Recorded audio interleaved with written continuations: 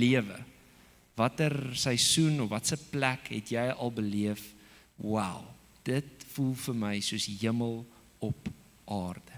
Kom ek deel vir my was dit altyd op jeugkampe, want ek weet nie hoekom nie, maar as ek op 'n kamp is, ons is altyd, toe ek in Pretoria was ons by Seekamp, so dit het altyd vir my gevoel, asof dit 'n stukkie hemel op aarde is, want hier is ons, hier's geen probleme nie, hier's geen stres nie, hier's geen werk waar ons hoef te bekommer nie, ons kan net die Here worship, ons kan games speel op die strand, ons kan jokes maak en grappies maak, en in die aande kuier, koffie drink en sokkie, en dit is net hierdie absolute joy en vrede en vriendskappe wat daar gebou word. So dis my storie, ek hou van kampe, jeugkampe, is my stukkie hemel op aarde, obviously my vrou en kinders ook, as julle kyk, ek's lief vir julle ook, my vrou, maar dis is sommer net 'n voorbeeld. So deel met die persone langs jou, waar het jy al 'n stukkie hemel op aarde beleef? Ek gee vir julle so 2 minute.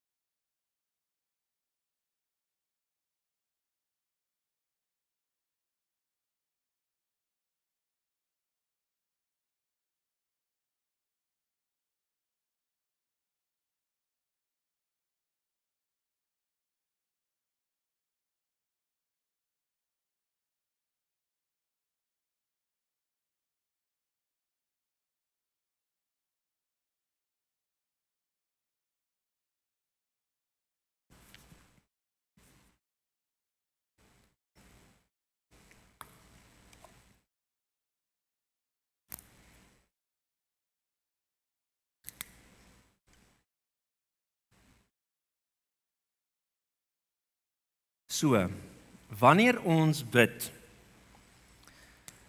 tot ons Vader of wat ook al enige gebed, jy kan 'n bietjie self dink oor jou eie gebedslewe, dan bid ons gewoonlik dat dinge op aarde moet verander. Maar ons moet dink aan Jesus se frase, toe hy bid dat die dinge verander, het hy gebid net soos in die hemel.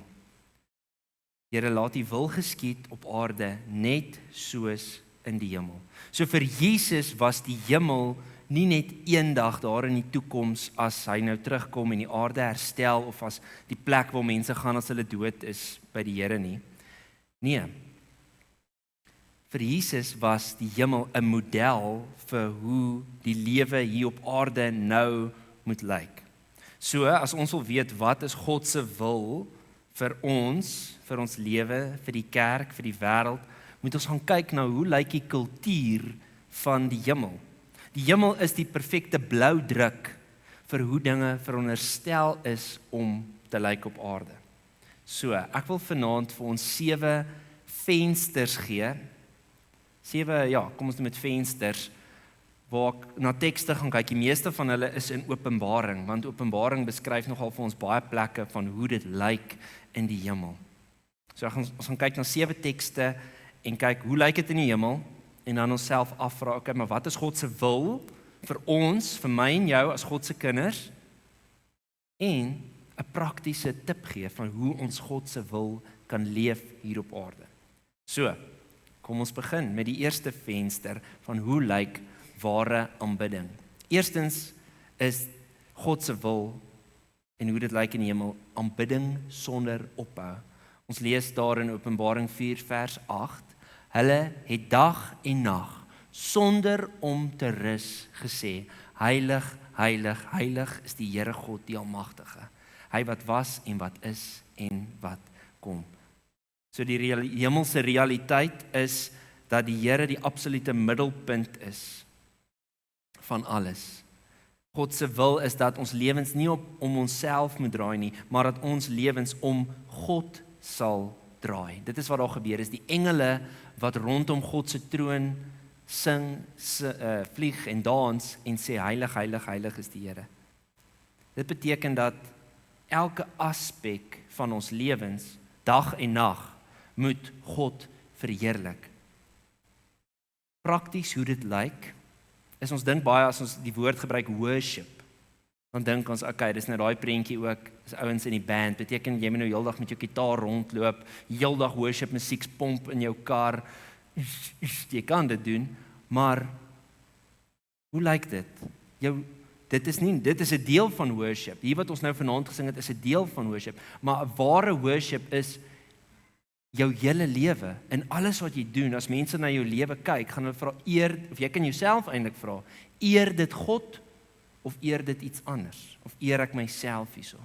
In die manier hoe jy met mense praat, in die manier hoe jy reageer op 'n moeilike situasie, in die manier hoe jy jou huiswerk doen, in die manier hoe jy jou geld spandeer, in die manier hoe jy kuier, alles reflekteer, en alles wat jy doen, of jy nou eet, of drink, of dans, of speel, of werk, sê Paulus in Korintiërs, doen dit tot eer van die Here.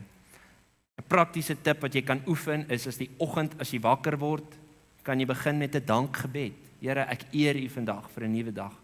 En probeer 'n leefstyl van dankbaarheid kweek. Voor jy gaan slaap in die aand, maak 'n notas, dink, sê net vir die Here, dankie vir alles wat ek het. En so is een praktiese manier hoe ons 'n lewe van eer en dank tot die Here kan leef. Die tweede venster, hoe dit lyk in die hemel, is, daar is geen trane of pyn nie. Want ons lees in Openbaring 21 vers 4, hy, Jesus, sal al die trane van hulle oë afdroog. Die dood sal daar nie meer wees nie. Ook leed, smart en pyn sal daar nie meer wees nie. Die dinge van vroeër het verbygegaan. So in die hemel is daar nie pyn en seer en trane nie. So dis 'n vertroosting vir ons wat al geliefdes aan die dood afgestaan het. Soms aan siekte. Ons kan weet, hulle het 'n nuwe liggaam reeds en hulle het nie pyn en smart en hartseer nie. Ja, ons ervaar nog pyn en seer hierdie kant van die graf en siekte. Beteken nie is nie 'n kind van God nie. Maar ons weet in die hemel, God se perfekte wil is daar nie pyn en smart nie. God se wil is dat hy vir ons totale genesing wil bring van pyn, hartseer, trauma, en dat God beloof om ons nuut te maak reeds in hierdie lewe. God wil genesing. As jy in Jesus glo, begin hy reeds met 'n pad van genesing. En hierdie pad van genesing lyk anders vir almal. En fisies en genesing volgens die Bybel. Hier is 'n definisie van genesing volgens die Bybel. Dit is nie om nooit fisiese pyn te hê nie. Dis net vir eendag hierna. Genesing is om binne God se orde te leef. Om binne God se vrede te leef. En ons moet God toelaat om ons te genees in liggaam, in siel en in gees. En dis 'n pad wat hy met ons almal stap. So wat is God se wil? Nie net dat hy dit vir ons wil doen nie, maar sy wil vir my lewe is dat ek en jy hemelse agente sal wees van God se vertroosting en genesing in 'n stikkende wêreld. Ek en jy word, wel ek spesifiek in my werk, maar jy ook, oral waar jy beweeg, iewers gaan ons gekonfronteer word met mense se seer en teleurstelling en pyn. Die vraag is dan, wat gaan jy in daai situasie doen? Gaan jy dit vir daai persoon hel maak of hemel maak? Gaan jy dit vir hulle vererger of gaan jy hulle pyn en smart en seer verlig?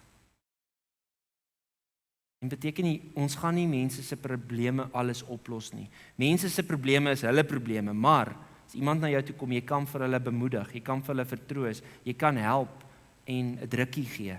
Partykeer is dit net om te shut up en saam met mense te sit wat seer het en pyn het. Nooi iemand vir 'n koffie, nooi iemand vir iets lekkers as hulle deur 'n moeilike tyd gaan. Praktiese beginsel, kom ons gaan oor na die prakties. As een persoon wat jy dalk ken in jou vriendekring of dalk nie eers nie in jou klas, wherever, deur 'n moeilike tyd gaan, bid vir hulle. Begin vir hulle bid. Stuur vir hulle boodskap op WhatsApp, sê hey man, ek dink aan jou. Gaan stiek hulle vir 'n koppie koffie, milkshake. Gee net vir hulle 'n drukkie en sê hey, ek is hier vir jou as jy wil praat. Dis eenvoudig soos dit. Wees net daar vir mense in hulle pyn. Dink gou aan die tye waar jy pyn gehad het, waar jy seer en teleurstelling gehad het. Ek onthou wat my gedra het deur baie van my teleurstelling, was dit my vriende. My pelle my genooi het en ons het Xbox gespeel en pizza gevreet. Dit was vir my 'n stuk healing. Dink lekker, ek sien die ouens smile, like it. Okay, as jy deur 'n moeilike tyd gaan, ek het nou nie 'n Xbox nie, maar ek kan vir jou pizza bestel. Maar die derde venster, hoe dit in die hemel lyk, is daar's radikale eenheid.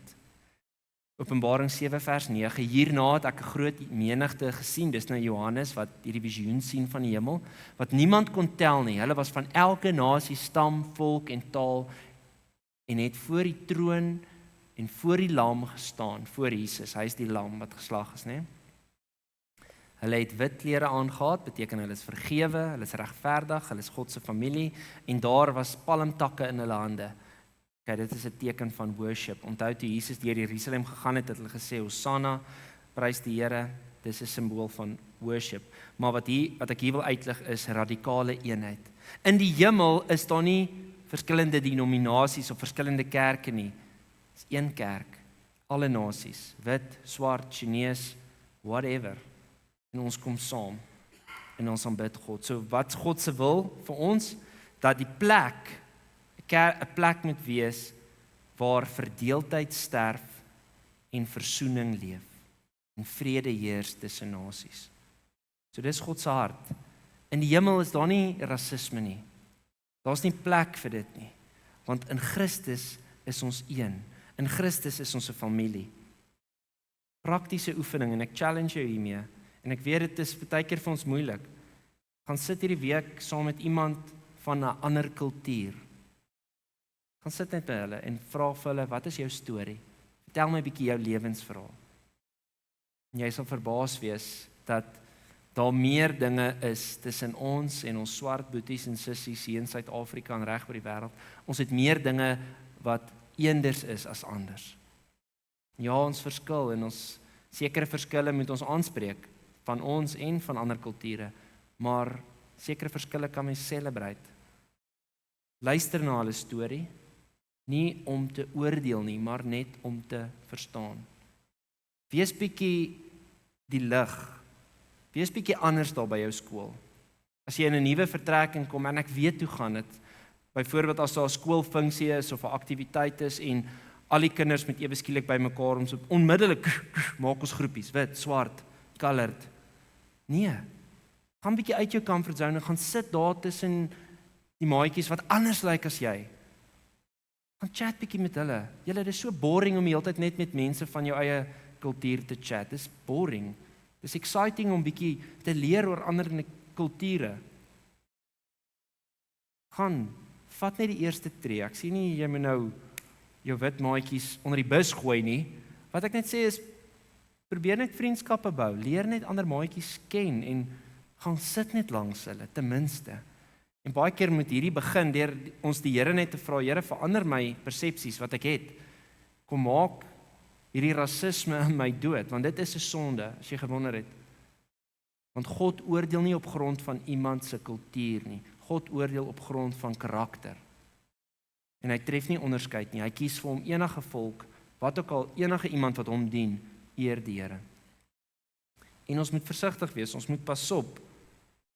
En ek sê nie ons moet die ongeregtigheid wat plaasvind net vergeet nie. Maar ons moet versigtig wees om nou te sê, okay, as jy nou beroof word of hijack, selfs vandag met 'n oom wat beroof is deur 'n swart man, om versigtig te wees en te sê, ja nee, hulle is almal so en hulle gaan almal hel toe. Nee, jy kan nie dit sê nie. Jy moet sê, daai persoon het iets verkeerd gedoen. Okay, maak dit sin. Ons moet die ongeregtigheid aanspreek, maar spreek die individu aan. Moenie 'n hele kultuurgroep sommer onder die bus gooi nie, want God het ook gesterf vir hulle en hy het hulle lief. Maar dit begin by verhoudings. Leer iemand se storie ken. Die vierde venster is volmaakte gehoorsaamheid. Dis hoe dit lyk in die hemel. Psalm 103 vers 20 en 21. Loof die Here, magtige engele wat sy opdragte uitvoer. Sy bevele gehoorsaam. Loof die Here, alle hemelwesens wat hom dien en sy wil doen. So dis wat die engele doen in die hemel. Hulle loof die Here. En hoe loof hulle die Here? Hulle voer sy opdragte uit. So, eerstens, moet ons gaan weet wat is God se opdragte. Dus dit beteken, as jy wil gaan weet, die grootste venster vir die hemel en vir God se wil is die woord, is die Bybel. Jy moet tyd spandeer in God se woord. So ek haal my hoed af vir julle jong mense, ouers, ek sê vir julle dankie, want dis wat ons doen van 4:45 tot 6:00. Ons probeer nie die kinders entertain en van hê net nie. Ons wil hulle 'n liefde ontwikkel vir die woord. Dis ons doelwit hier by die aandkerk. Ons wil vir ons jong mense 'n liefde vir die wil kweek. En dis waar ons gaan leer om God te gehoorsaam. Praktiese beginsel is, wanneer jy die Heilige Gees voel met jou praat om iets goed te doen aan iemand, doen dit dadelik. Moenie eers daar gaan dink nie. As jy voel, yes, ek moet dalk my toebroodjie vandag deel met die kind wat met die geskeurde klere skool toe kom, doen dit dadelik. Maar ons moet ook tyd in die woord spandeer. En wanneer ons Bybel lees, vra en bid en vra, Here, hoe kan ek hierdie teksgedeelte wat ek sopas gelees het, uitleef? So hier is 'n praktiese tip ook, om in gehoorsaamheid aan God te leef. As jy Bybelstudie doen, vra net hierdie 2 vrae. Kies 'n stuk in die Nuwe Testament, is dalk maklik. Begin dit lees en vra hierdie 2 vrae. Wat sê hierdie teksgedeelte vir my oor God se wil? En hoe kan ek dit uitleef? Net dit. En ek beloof jou, die Gees sal jou antwoord. Alright, volgende venster van hoe dit lyk in die hemel. Ons is terug by Openbaring natuurlik. Openbaring 22 vers 1 en 2. Tussen die hoofstraat van die stad aan die een kant en die rivier aan die ander kant staan die boom van die lewe. Hy dra 12 keer per jaar vrugte. Elke maand lewer hy sy vrugte. Die blare van die boom bring genesing vir die nasies. So hierdie boom van die lewe gepraat van God se voorsiening, dat God nie net 'n gedeelte van die jaar vir jou wil voorsien nie, maar 24/7, 12 maande van die jaar. En in die hemel weet ons en weet elke mens wat daar is, ons is afhanklik van God. En dis God se wil vir ons. Ons lees in Matteus 5, geseënd is die wat weet hoe afhanklik hulle van God is. En deel van die hemel is om God te ken as 'n goeie Vader wat vir jou en my wil sorg. So dit beteken om God te vertrou, dat hy vir al jou behoeftes sal voorsien. Jou fisiese behoeftes, jou emosionele behoeftes, jou verhoudingsbehoeftes, jou fill in the blank. Wat is jou diepste, hardste begeerte? God wil die voorsiener daarvan wees en hy is 'n voorsiener. Hoe dit prakties lyk, so God se wil is nie net dat ons God sal ken as vrygewig en 'n voorsiener nie, maar sy wil is dat ons ook in vrygewigheid sal leef. Dat ons nie net sal opgaar en sê myne, myne, myne nie. Dis deel van die sondige natuur, as jy die wat kindertjies het. Maar sy wil vir ons is dat ons sy karakter sal uitleef. Deur vrygewig te wees. Deur te deel wat jy het. So 'n praktiese oefening om God se wil uit te leef. Gaan deur jou kaste hierdie week, gaan deur jou spens, gaan deur jou huis. As daar iets is wat jy al 'n jaar nie gebruik het nie, gee dit weg vir iemand wat dit nodig het. Deel jou kos. Want jou oorvloed waar God jou seën, wil hy gebruik om genesing te bring vir ander. Hy wil daai liefde wil hy gaan wys vir mense en hy wil jou gebruik. Deur net vrygewig te wees. En dis waar ons vertroue in die Here is, om vrygewig te wees, maar ook om te weet die Here voorsien, om nie in vrees te lewe nie, obviously met wysheid te lewe, nie spandabelrig te wees nie, maar ook in jou begroting op te stel vir waar gaan ek gee, vir die kerk, vir die koninkryk, vir iemand wat swaar kry. Dis God se wil vir ons om vrygewig te leef. 6de, tweede laaste venster is absolute waarheid en lig. So ons kry hierdie prentjie van wie God is in die hemel. Dit is so mooi, Openbaring 21 vers 23 en 24. Die stad het nie 'n son en die maan nodig om hom te verlig nie, want die heerlikheid van God het hom verlig. Die lam is die lamp. Die nasies sal in die stad se lig lewe en die konings van die aarde verleen duister daaraan. God se wil vir ons, of sy wil, die hemelse realiteit is God se heerlikheid verlig alles. Niks is verborge nie, niks is weggesteek nie. Daar's nie leuns nie, daar's nie skaduwees nie. So God se wil is dat ek en jy in God se waarheid moet leef. Dat ons nie in die leuns van die duiwel moet glo nie. Eerstens dat God waarheid sal skyn op die leuns wat ons glo. Byvoorbeeld, kom ons gaan terug na die rasisme ene toe. Die leuen wat mense glo is, wat die apartheid mense geglo het, is die wit mense is meer mens as swart mense. So dis 'n leuen van die duiwel. Nee, ons is almal gelyk. Ons is almal in die beeld van God geskape. So God se wil vir ons is dat ek en jy met integriteit sal leef in die lig en in die lig sal wandel. Moenie goed wegsteek nie. As jy met sonde struggle, gaan praat met iemand. Ek verwag nie ons moet nou ons sondes met 'n megafoon gaan uitblaker nie, maar gaan praat met iemand wat jy vertrou. En sê vir hulle, hey, ek sukkel met hierdie. As jy bedrog gepleeg het, kom uit daarmee. Bring dit aan die lig. As jy iets gesteel het, kom uit daarmee. Bring dit aan die lig. Daai goed gaan jou opvreet van binne af. Niemand kom met niks weg in die lewe nie. Die Bybel sê, Jesus sê, alles sal aan die lig kom. So might as well, bring dit maar self aan die lig. Moenie goed wegsteek nie.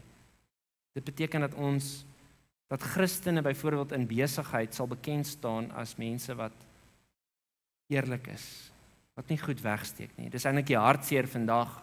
Ek en my vrou spot altyd so, as jy by 'n dealership aankom en daar's hierdie Christelike posters op, dan moet jy weet, o, vet, hulle gaan my indoen. Dis eintlik die hartseer. So mag ons anders wees as mense na jou kyk en weet jy's 'n volgeling, mag hulle weet, hoorie, as iemand vir jou geld gee en hulle sê gaan koop dit, dan gaan jy nie geld vat nie, jy gaan eerlik daarmee wees. So dit beteken om in die lig te wandel is om eerlik met integriteit te leef, om betroubaar te kan wees. Wees iemand wat mense vertrou. En om nie goed in die duisternis te los nie, nie goed weg te smeer of toe te smeer nie, maar om dit in liefde en waarheid aan te spreek. En julle, dis moeilik. Dis baie moeilik om hierdie te doen. Dis so moeilik dat mense jou gaan haat baie keer. Dink aan die profete in die Ou Testament, hulle is almal doodgemaak of vervolg of uitgegooi, omdat hulle waarheid gebring het. Dis nie maklik nie, maar doen dit. Die Here gaan jou by jou wees en vir jou die krag gee. Right, laaste prentjie van die hemel, venster, Hebreërs 12, is 'n heilige gemeenskap. Ons lees daar in Hebreërs, maar julle het wel gekom by die Sionsberg en die stad van die lewende God, dit is die hemelse Jerusalem, met sy miljoene engele, by die feestelike samekoms, die vergadering van die eerstgeborenes, wie se name in die hemel opgeteken is. So mense vra partykeer, waar is my geliefde wat dood is aan die hemel? Hulle is besig om fees te vier, hulle is by die bruilof van die lam, by 'n bruilofsfees. Hulle celebrate dit, totdat Jesus weer kom. En dit is deel van God se hart vir ons, dat ons lewe 'n fees sal wees. Ja, ons as Christene vas partykeer om te bid en die Here te leer ken, maar God se wil is dat ons in sy oorvloed, in sy vreugde sal deel, dat ons sal deel word van hierdie community, van God se liefdesgemeenskap, van die familie van God. God se wil is dat jy nie in isolasie sal leef nie. Moenie jouself isoleer nie. Word deel van 'n familie, word deel van 'n groep. Kom uit. Doen dinge saam. Moenie alleen daar in jou kamer krepeer van ellende nie. Praktiese oefening is gaan leef dit deur iemand wat alleen is te bevriend, om iemand in te nooi in jou vriendekring. As jy dalk die een is wat uit is, kom word deel van die kerk community ten minste. Skuif die fokus af van jouself en dink vir 'n oomblik, hoe laat ek daai persoon voel wat ek uitskuif? Dan nooi iemand dalk in hierdie week wat jy dalk ken wat eensaam is.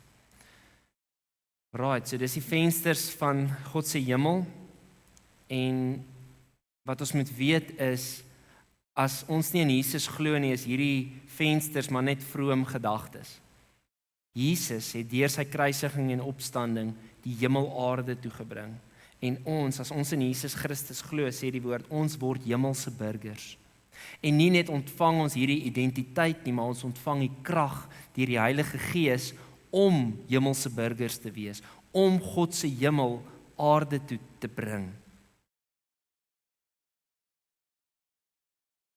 So dis die challenge, is as jy weer bid, Here, laat U wil geskied, op aarde net soos in die hemel, kan jy eers sê, Here, laat die hemel eers in my lewe sigbaar word, en laat ek U wil geskied, daar waar ek is, deur hierdie beginsels uit te leef. Kom ons sluit die oë, en dan bid ons saam. En ek wil jou uitnooi in hierdie gebed, jy kan dit in jou hart, saam met my bid, met jou oë toe, en ja, as 'n oorgawe gebed, waar jy vir Jesus sê, Here, hier is ek, en ek wil my lewe in U wil leef. Here Jesus, ek kom vandag voor U en ek erken dat ek nie op my eie U volmaakte wil kan uitleef nie. Ek bely dat ek dikwels my eie pad gekies het en dat sonde my verwyder het van die lewe wat U vir my bedoel het. Dankie vir die kruis. Dankie dat U die prys vir my foute betaal het sodat ek vandag 'n burger van die hemel kan wees. Ek draai vandag weg van my eie planne en vra, Here, vergewe my en was my skoon. Ek neem U aan as my verlosser en koning van my lewe. Vandag bid ek, laat U wil in my lewe geskied. Heilige Gees, ek het U nodig. Vul my met U krag. Verander my hart sodat ek die wêreld sal sien soos U dit sien. Help my om lief te hê waar daar haat is, vrede te bring waar daar konflik is en om lig te laat skyn in elke donker plek waar ek beweeg. Ek gee my hande, my woorde, my hele hart vir U. Laat U koninkryk deur my lewe kom, hier op aarde, net soos in die hemel. Dankie Vader, dat U deur U genade, deur Jesus se kruis en deur die krag van die Gees ons deel maak van U wil en by ons is elke oomblik om U wil uit te leef. Ek bid vir elke jong mens, elke ouer, mag U ons bewaar in hierdie week om bewus te wees van die hemelse teenwoordigheid in ons lewens en mag U ons gebruik om vir mense 'n stukkie hemel op aarde te laat proe en beleef. Ons bid dit als in Jesus naam. Amen. Ek groet julle met die seën van die Here. Mag jy in die liefde van God die Vader rus. Mag jy in die genade van Jesus stap en mag jy in die krag van die Heilige Gees reageer en optree elke dag van jou lewe. Amen. Sien julle volgende week.